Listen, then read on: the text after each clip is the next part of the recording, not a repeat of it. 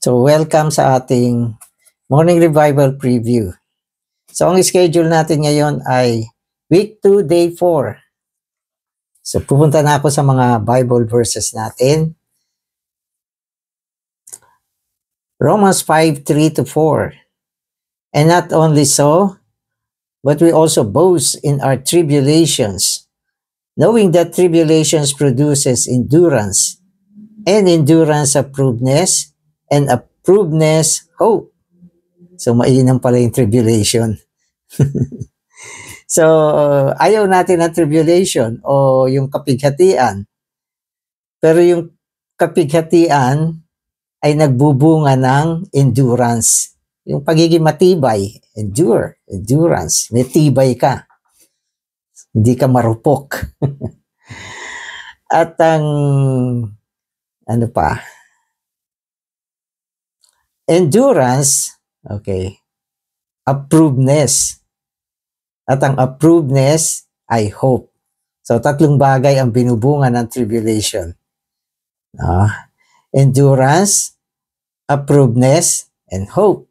Kaya wag niyong tanggihan ang tribulation. Mainam yan, lalo na pag ito ay inayos ng Diyos para sa atin. 11, and not only so, but also boasting in God through our Lord Jesus Christ. Boasting.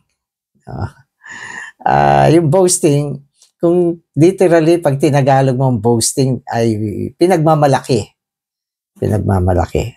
No? Pero minsan hindi mainam na tayo ay nagmamalaki.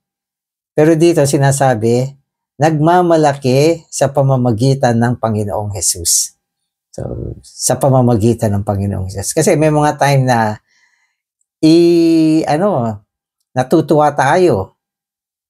At hindi tayo nagmamalaki para sa ating sarili, kundi mga bagay na resulta siya ng ating mga karanasan sa Panginoon. Amen. So magbabasa na ako. In the realm of grace, we boast in God. The Greek word boast has at least 3 meanings. Boast, exalt, meaning to rejoice, and glory. As we stand in the realm of grace and walk the way of peace, we constantly boast, exalt, and glory in our God. This means that we enjoy God. So ito yung pagpapatuloy nung sinasabi natin kahapon na tayo ay dapat tumayo sa kasaklawan ng biyaya at maglakad sa daan ng kapayapaan. So sinasabi niya kung tayo ay tumatayo sa kasaklawan ng biyaya, lumalakad sa daan ng kapayapaan, tayo ay nagmamalaki o nagmamapuri, pwede natin sabihin, no, na may kasiyahan, may kalwalhatian sa ating Diyos. Sa kabuuan, tayo ay nagtatamasa sa Panginoon. So yan yung resulta ng ating pagiging tumatayo. Tumatayo sa kasaklawan ng biyaya at lumalakad sa daan ng kapayapaan. Our natural being needs to be sanctified, transformed, and conformed. So may tatlong bagay dito na kailangan natin. Sanctified, mapabanal, transformed, matransforma, at conform, maiwangis. So tatlong bagay kailangan natin. So ang ating natural na pagkatao, kailangan niya itong mga prosesong ito. No, mapabanal, ma-transforma, at maiwangis tungo sa larawan ng Panginoon. Kailangan natin ito. Therefore, God brings in certain tribulations and sufferings for our good. This is clearly revealed in Romans 8:28-29, where we are told that God causes all things to work together for good, that we might be conformed to the image of His Son. Hence, tribulation and sufferings are for our transformation, we all appreciate peace, grace, and glory. But no one likes tribulation. Yung Romans 8:29 kasi, minsan merong mga interpretation na hindi tumutugma sa pinaka-context nitong salitang ito.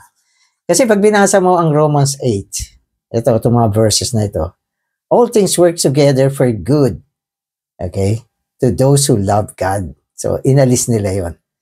No, ang ginamit natin ay all things work together for good. Okay na yon. No, kasi yung nakaraan, ang nadinig ko mga meaning nito, sabi nila, basta't mahal mo ang Panginoon, lahat ng bagay gagawa para sa ikabubuti mo. At yung ikabubuti mo rito ay inilink nila sa mga magagandang bagay sa buhay ng tao. Yun.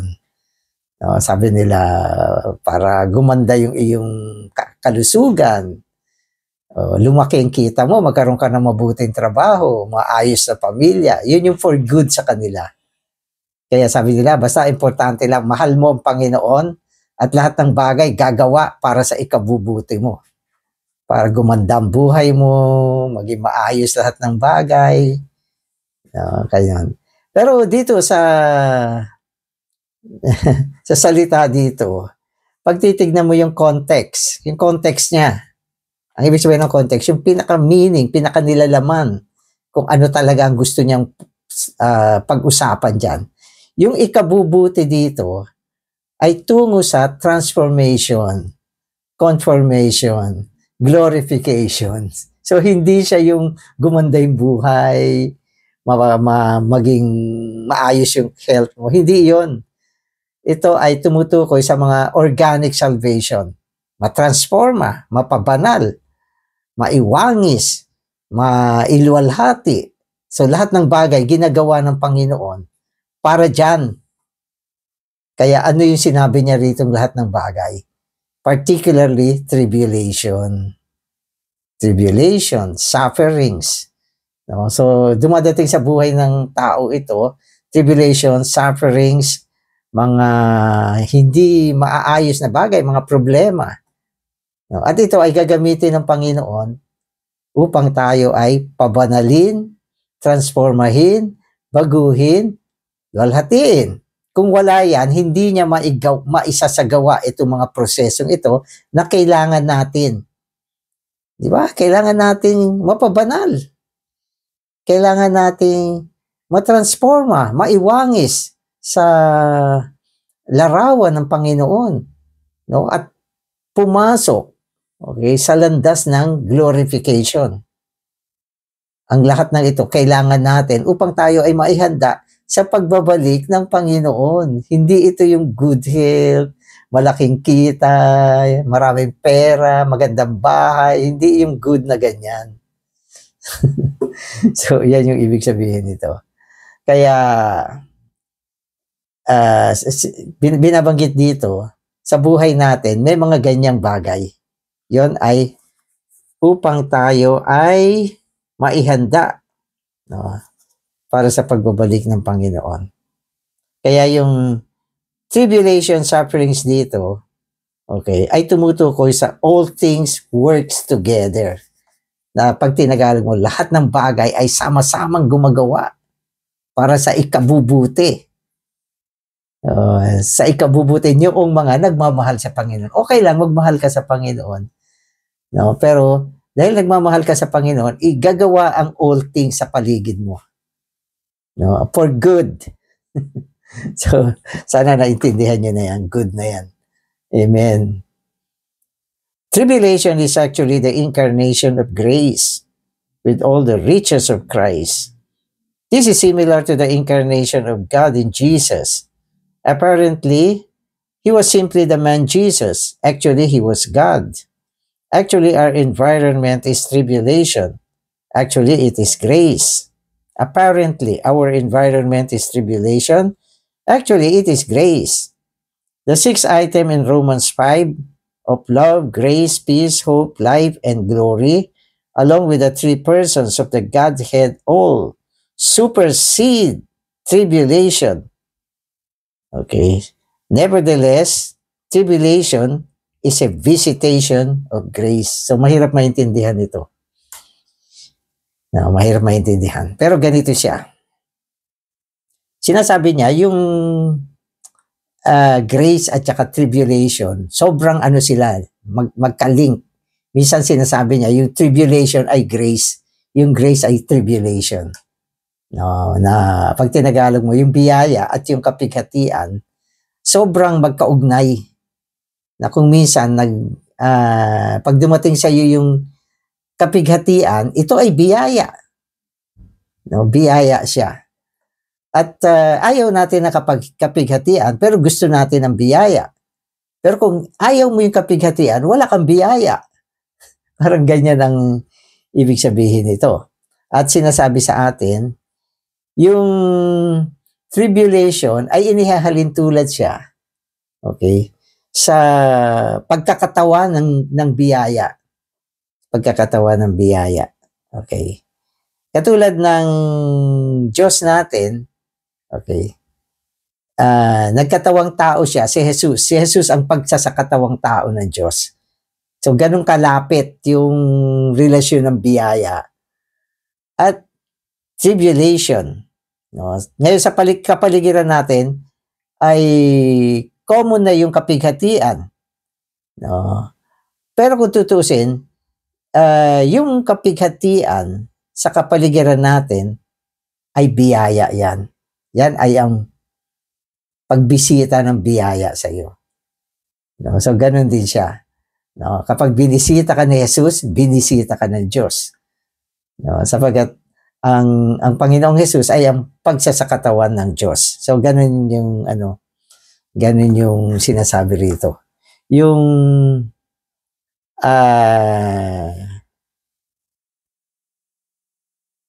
lahat ng mga items dito na binanggit, yung 6 items plus yung 3 persons, okay, ang kahalili nila ay ang tribulation. Okay. Kung binibisita ka ng tribulation, mga kapighatian, sufferings, yan ay pagbisita ng biyaya sa atin. Pag wala yan, walang biyaya. Amen. If we say that we appreciate grace but not tribulation, it is like saying that we love God but not Jesus. O, tama naman. Kung si Jesus ang pagsasakatawan ng Diyos, okay, dapat kung mahal mo ang Diyos, mahal mo ang Panginoon. Di ba? Kaya wag mo sabihin ayaw mo ng tribulation. No? Sapagat wag mo sabihin na ayaw mo ng tribulation, ang gusto mo ay biyaya. Hindi mo alam na ang pagbisita ng mga kapighatian ay ang pagbisita ng biyaya. Kaya wag mo silang ayawan. Amen. Okay. Why was God incarnated? Because He wanted to come to us. The incarnation of God was His gracious visitation. Surely we all love such a visit from God. But if we love His visit, we must love His incarnation. So, kanina sinabi natin yung incarnation, okay, ay ang pagbibisita ng Diyos sa atin. Kung hindi siya nag-incarnate, naging tao, hindi niya tayo mabibisita. Kaya kung sinabi mong ayaw mo yung incarnation, ang gusto mo ay yung grace, wala kang Diyos. Wala Diyos na bibisita sa iyo. Sapagkat kung hindi siya nag-incarnate, hindi siya makakabisita sa iyo. So, ganun din ang kaugnayan ng biyaya at tribulation. Huwag mo sabihin na ang gusto ko lang yung biyaya, ayoko ng tribulation, ayoko ng mga sufferings, ayoko ng mga pagdurusa. No? Kapag ayaw mo yun, walang biyaya na bibisita sa iyo. No? Sapagat ang pagbisita ng mga tribulasyon, mga kapighatian, okay, pagdurusa, no? At kapighatian, lahat ng ito ay ang pagbisita ng biyaya sa atin. Ganun sila ka-close. Amen. Kaya nga sinasabi natin, all things work together for good. Yung all things dito, tumutukoy siya sa mga tribulation, No, kapigatian, sufferings, yung mga ganyang bagay. Okay. So in the same with grace and tribulation. Tribulation is the incarnation of grace visiting us. Although we love God's grace, we must also kiss the tribulation, which is the incarnation of grace, the sweet visitation of grace. So, yun na. Amen. So, mahal natin ang grace o biyaya. So, dapat i-welcome mo yung visitation. I-kiss mo yung mga visitation ng tribulation, suffering, sapagkat yan ay ang pagbibisita ng biyaya sa iyo. So, ganun siya. Many people dislike the cross because it is a suffering, a tribulation. So, gusto mo ba ng cross? Siyempre, ayaw natin ng cross. Masakit yan. Suffering yan. Okay. Madame Guyon, on the contrary, kissed each cross, waiting for more to come, because she realized that the cross brought God to her. Praise the Lord. So, yung krus, ayaw natin. Pero si Madame Guyon, hinahalikan pa niya yung krus. At yung mga krus na dumadating sa kanya, wini-welcome niya. At inaantay niya for more crosses na dadating sa kanya. Sabagat sinabi niya, ang pagdating ng cross ay ang pagbisita ng Diyos. Kasi, so isipin nyo, ang Diyos ay Diyos, ang tao ay tao. At hindi sila pwede magkaisa. Pero sa pagitan ng Diyos at ng tao, andun yung krus. Pagkatapos dumaan ang Diyos, di ba, sa krus, ibig sabihin, nagkatawang tao, namatay siya sa krus. Naging espiritu siya. Kaya na niyang puntahan ng tao. Kaya na niyang bisitahin ng tao. Kaya ang krus ay daan ng Diyos upang abutin niya ang tao. Tayo naman. Di ba? Tayo ay makasalanan.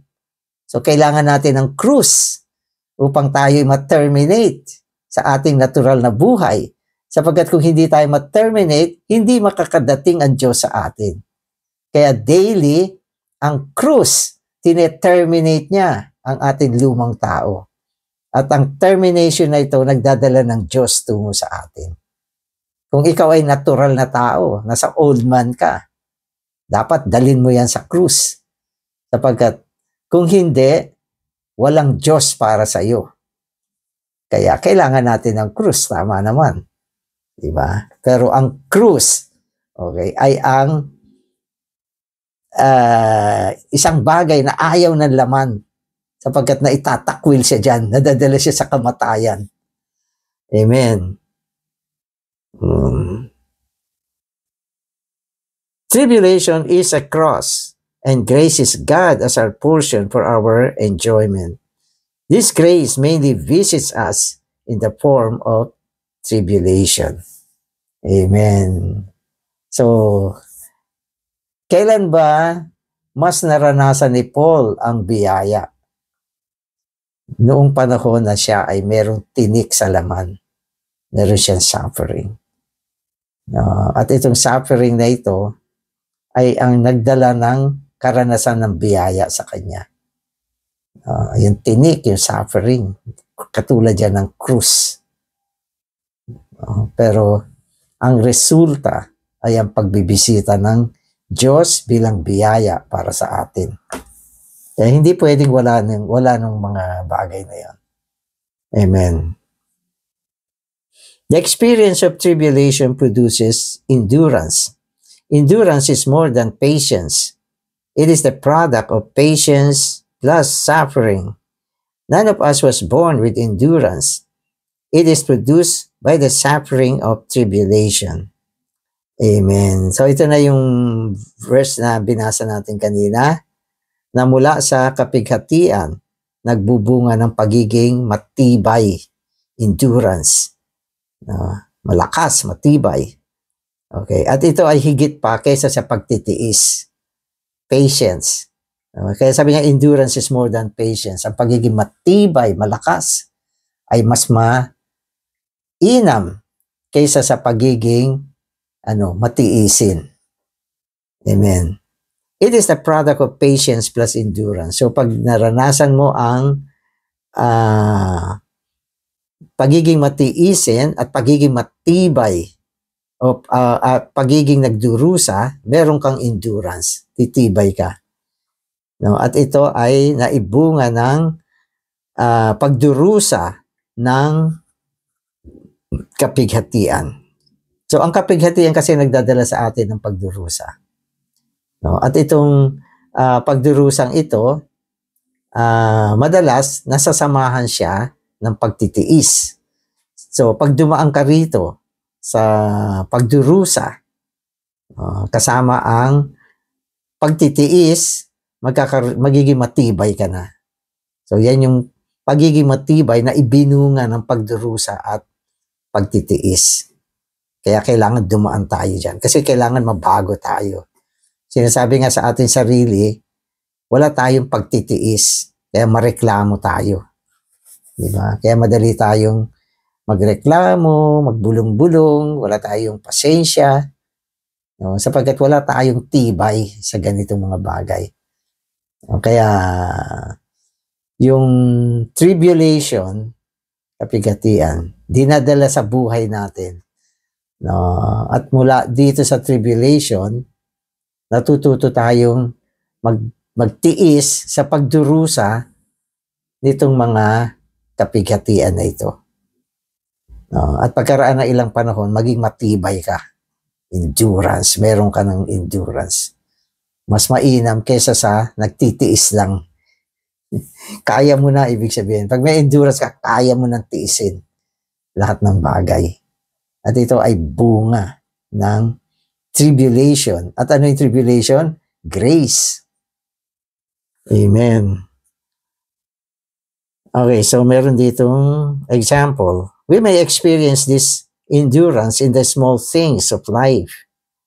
Sabi na, a small thing I hate is when people are late for an appointment. Kakainis, ano? Pag yung mga kausap mo, laging late. Sabi, 10 o'clock dadating. 10:30 na, wala pa. Pero sabi niya rito, maliit na bagay na kinamumuhian niya. Kasi yung mga taong punctual, ayaw nila talaga na nalilate. Para silang sinisilihan dyan. May mga tao naman, ugali yung ganyan, parang 10 o'clock, pero hindi dadating ng 10 yan.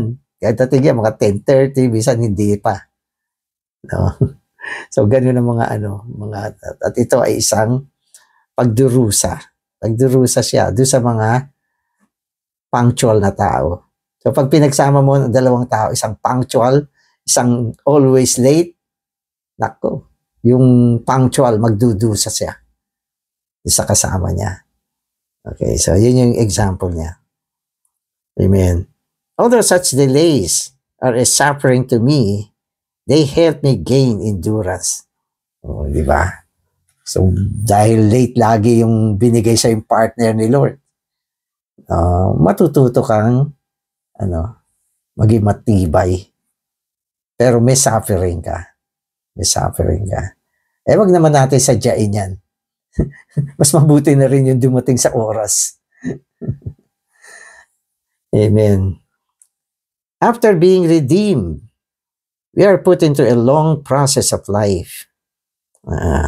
So yung long process of life na binabanggit dito, ito ay yung buhay natin pagkatapos tayo ay matubos.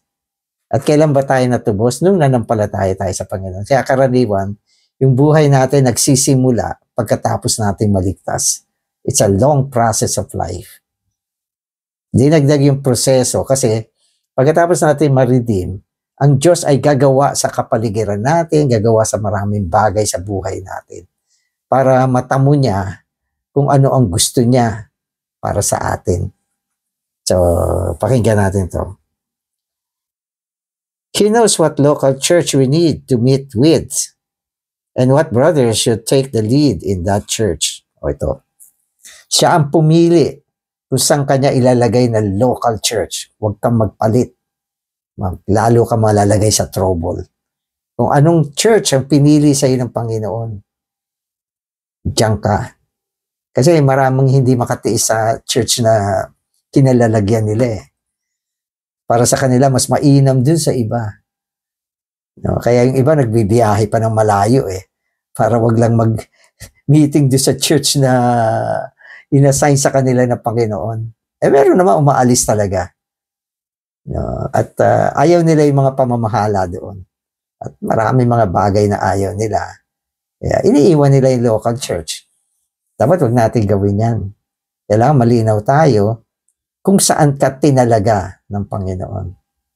Diyan ka mag-church life. Eh ako maraming lugar na napuntahan. Palipat-lipat din. Pero hindi ako lumilipat dahil hindi ko matiis yung lugar. No, may dahilan yan. May dahilan. Kaya ngayon nandito ako sa Malolos. May dahilan yan. At ang pinakadahilan, gusto ni Lord nandito ako. Noong nakaraan naman, gusto ni Lord nandun ako. Alam ko yan. Pero kung ang dahilan natin, kaya tayo lumilipat, dahil hindi tayo makatiis, ibig sabihin, tinatakasan mo ang biyaya ng Panginoon. Okay, so. He also knows which wife or husband is best for us and how many children we should have. Isipin mo, yan mga ganyan, plinano rin ng Diyos. Di ba? Hindi tayo nagplano niyan. Ang Diyos ang nagplano niyan. Okay. O, ito pa. He knows what kind of job and what kind of employer we need. Yung trabaho mo. Si Lord na naglagay sa'yo. Yung klase ng kumpanya o kapaligiran, siya din na nag-ayos para sa'yo. Galing, ano? Lahat detalyado. Inayos ng Panginoon. Amen. He knows all our needs for the carrying out of this life process. Kaya kung tawagin siya ay life process. Isang buhay na itinalaga ng Diyos upang iproseso tayo. At lahat ng yan, okay, ay ayon sa pagiging soberano ng Diyos. Kaya mula dyan, sabi niya, all things will work together. Tamang-tama doon sa Romans 8. All things work together for good. For good. So, pag madalas nagkakaproblema tayo sa kapaligiran, ang isipin mo, this is for my good. Mula dito, ako ay matatransforma, mako-conform, masasanctify. Alam nyo ba kung paano nangyayari yan? O ito, sa pananaw ko lang. Kasi sa panahon ng ating tribulation, diyan tayo na itutulak na mas pumunta sa Panginoon. Yun ang maganda doon. Kung walang mga tribulation, sufferings, mga pagdurusa, hindi ka mapupwersang pumunta sa Panginoon. Parang rin yan yung nakaraan yung laman. Yung laman ay tumutulong at nagpupwersa tayo na bumaling sa Espiritu. So, laman yon. Ngayon naman, ang pananaw ko, itong mga tribulation, sufferings, na mga isinaayos ng Panginoon sa kapaligiran natin, ay tumutulak sa atin para bumalik sa Panginoon. Pumunta sa Espiritu. Di ba? At kapag pumunta ka sa Panginoon, doon dadating yung daloy ng biyaya para suportahan ka sa gitna ng kanya mga uri ng pagdurusa. Kailangan maintindihan natin to. Kahapon sinabi natin, ang Diyos hindi siya gagawa dahil mahal niya tayo. Hindi kanya sasaktan talaga. Hindi kanya sasaktan. Ang mga pagdurusa o tribulation na dumadating sa atin, hindi para saktan tayo. Hindi ito para saktan tayo. Kundi ito ay for good. Na inaayos ng Panginoon upang tayo ay mapabanal, matransforma, maiwangi sa Kanya hanggang mag-glorify. So, alam niya yan. At isang araw, papasalamatan mo siya sa mga bagay na yan, mga krus na yan. Pero kung hindi mo naiintindihan ngayon, tumatakbo kang palayo. O iniiyakan mo lang yan o hindi mo nakikita gaano kahalaga ang mga bagay na yan. At pag hanap ka ng hanap ng isang lugar na walang krus, walang tribulation, walang suffering, lalo kang nasasadlak sa ganyang mga bagay. Wala kang pupuntahan. Kapag tinakbuhan mo ang isang krus, doon sa pupuntahan mo, 2 krus ang nakahanda para sa iyo. Hanggang maubos yung lakas mo. So, ganun siya. Kaya, anong gagawin natin? Katulad ni Madam Guyon, halikan mo ang mga krus na darating sa iyo at lalong bibisita sa iyo ang biyaya. Tama naman. Amen. Amen. So, we know all things work together for good to those who love God, to those who are called according to His purpose. The all things mentioned in this verse include all persons, all matters, all things. So, lahat ng bagay. Lahat ng bagay ay for good. Tinatakbuhan mo yung mga bagay na for good eh. Kaya hindi nagiging good. Amen. So, di ba? Maganda siya. Oh, Lord Jesus. Salamat, Panginoon. Ikaw ang soberanong isa na ganda ng aming kapaligiran. Bagamat marami mga pagdurusa at marami rin mga kapighatian at marami mga bagay na ayaw namin.